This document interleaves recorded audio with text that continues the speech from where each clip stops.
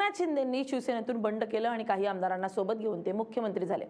भाजपकडे संख्याबळ जास्त असताना त्यांनी एकनाथ शिंदेंना मुख्यमंत्री पद देत फडणवीसांना उपमुख्यमंत्री म्हणून शपथ घ्यायला लावली। पण आता पुन्हा एकनाथ शिंदे मुख्यमंत्री बनणार अशी चर्चा सुरू झाली आहे। शिवसेनेचे नुकतेच झालेले आमदार बच्चू कडू यांनी देखील काही दिवसांपूर्वी एकनाथ शिंदे आगामी काळात मुख्यमंत्री म्हणून पाहायला मिळतील असा दावा वारंवार करताना दिसतात। ते महायुतीत असताना देखील मुख्यमंत्री फडणवीसांवर टीका करताना दिसतात। त्यामुळे एकनाथ शिंदे खरंच मुख्यमंत्री बनणार आहेत का? जर शिंदे मुख्यमंत्री झाले तर फडणवीस उपमुख्यमंत्री होणार की काय? बच्चू कडू वारंवार एकच दावा का करतात? पाहूया त्या व्हिडिओमधून। नमस्कार, मी स्नेहल चौधरी, आपण पाहतात LS मराठी। बच्चू कडूंनी काही दिवसांपूर्वी शिंदे गटात प्रवेश केला। त्यांनी शिवसेनेत प्रवेश करण्यासाठी आणि आमदारकी मिळवण्यासाठी आपला पक्ष सोडला। 1999 मध्ये बच्चू कडूंनी प्रहार जनशक्ती पक्ष स्थापन केला होता। मात्र त्यांनी आपली प्रहार संघटना आणि कार्यकर्ते यांच्यासह एकनाथ शिंदे यांच्या शिवसेनेत जाहीर प्रवेश केलाय।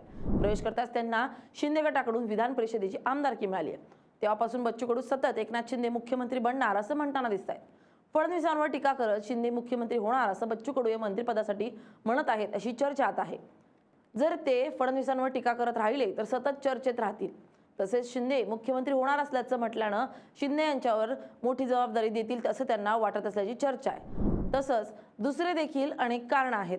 एकनाथ शिंदेंनी बच्चू कडू यांच्यावर विदर्भातील पक्ष विस्ताराची मोठी जबाबदारी सोपवली आहे। त्यामुळे आगामी विधानसभा किंवा स्थानिक स्वराज्य संस्थांच्या निवडणुकीत अधिकाधिक आमदार निवडून आणण्यासाठी आणि शिंदेंचं पारडं जड करण्यासाठी ते हा अजेंडा पुढे रेटतायत।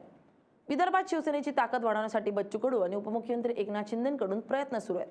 बच्चू कडू यांनी थेट देवेंद्र फडणवीस यांच्यावर तोफ डागताना विदर्भातील शेतकरी आत्महत्यांचा संदर्भ दिलाय।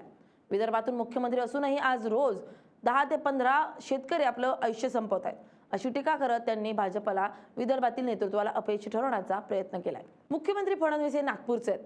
फडणवीस विदर्भाचे असून महाविकास आघाडीची सत्ता सोडली तर ते 2014 पासून महाराष्ट्राचे मुख्यमंत्री आहेत।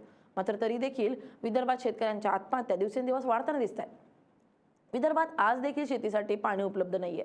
यावरून बच्चू कडूंनी फडणवीसांवर टीका करत विदर्भातील अपयशी नेता ठरवण्याचा प्रयत्न करत शिंदे कसे मुख्यमंत्री म्हणून चांगले आहेत हे दाखवण्याचा प्रयत्न केलाय। विदर्भ हा पारंपरिकदृष्ट्या भाजपाचा बालेकिल्ला मानला जातो। मात्र एकनाथ शिंदेंनी बच्चू कडू यांना शिवसेनेत आणून विदर्भात उतरवल्यानं भाजपसमोरील आव्हानं वाढली आहेत।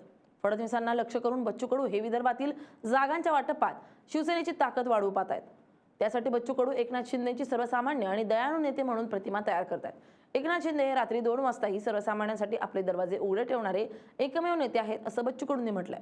बच्चू कडू यांच्या टीकेवर भाजपनं तीव्र आक्षेप घेतलाय। भाजप प्रवक्ते शिवराय कुलकर्णी यांनी कडू यांच्यावर टौटंकी छाप अशी बोचरी टीका करत आता नोकरी मिळाली असल्यानं मालकाचं गुणगान गाणं त्यांना अनिवार्य आहे असा टोला लगावलाय। भाजपकडून होणारी टीका पाहता बच्चू कडूंनी देखील आता सावध भूमिका घेतली आहे। आता मी अधिकृतपणे शिवसैनिक झालोय, कोणत्याही आघाडीत असलो तरी आपल्याच पक्षाचा नेता मुख्यमंत्री व्हावा अशी प्रत्येक कार्यकर्त्याची इच्छा असते। भाजप जसा फडणवीसांचा विचार करणार तसंच आपण एकनाथ शिंदेंचा विचार करणार असं बच्चू कडूंनी म्हटलंय। तसंच देवेंद्र फडणवीसांनी देशाच्या सर्वोच्च पदावर जावं म्हणजेच त्यांचं केंद्रात प्रमोशन व्हावं तर महाराष्ट्राची धुरा एकनाथ शिंदेंकडेच राहावी असंही बच्चू कडू यांनी म्हटलंय। मात्र सध्या भाजप आणि शिंदे गटात वाद पाहायला मिळतोय। नवी मुंबईतील एका शासकीय कार्यक्रमाच्या निमंत्रण पत्रिकेत एकनाथ शिंदेंचं नावच नव्हतं। यावरून बच्चू कडू यांनी संताप व्यक्त केला होता। महायुतीत शिवसेनेला डावलण्याचा प्रयत्न झाल्यास शिवसेना थांबणार नाही असा इशारा देत त्यांनी येणाऱ्या काळ शिंदेंचाच असेल असं ठामपणे बच्चू कडूंनी म्हटलंय।